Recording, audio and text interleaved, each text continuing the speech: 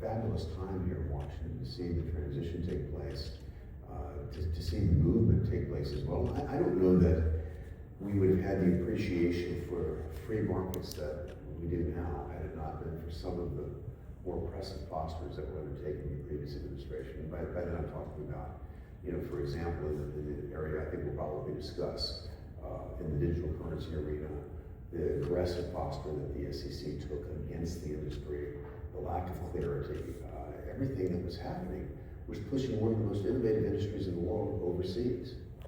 I didn't want to see that happen. I wanted to see the development happen here, but it required clear legislative framework to be able to accomplish that. And pushing the gavel, and a huge push by me and support from the White House and others.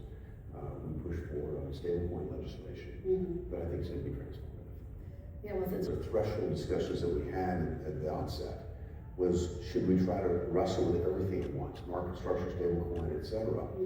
And I'm a business person my entire life, and you pick the fights you can win. You build momentum, and you go again.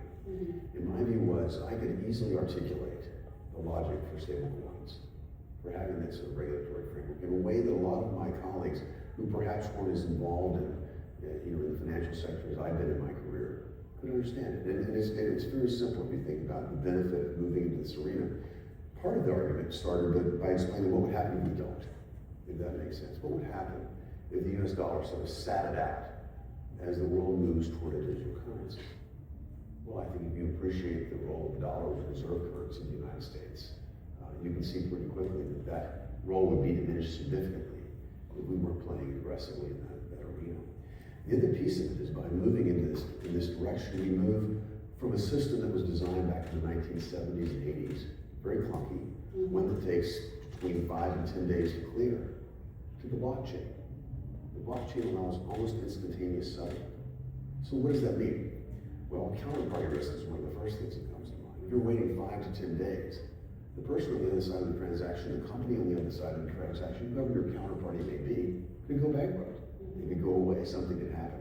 That's a risk that is eliminated when you have almost instantaneous transactions. For those of you that do overseas currency transactions, you know how currencies fluctuate. You can wait 5 or 10 days to see what the actual settlement is going to be, or you can settle on the spot.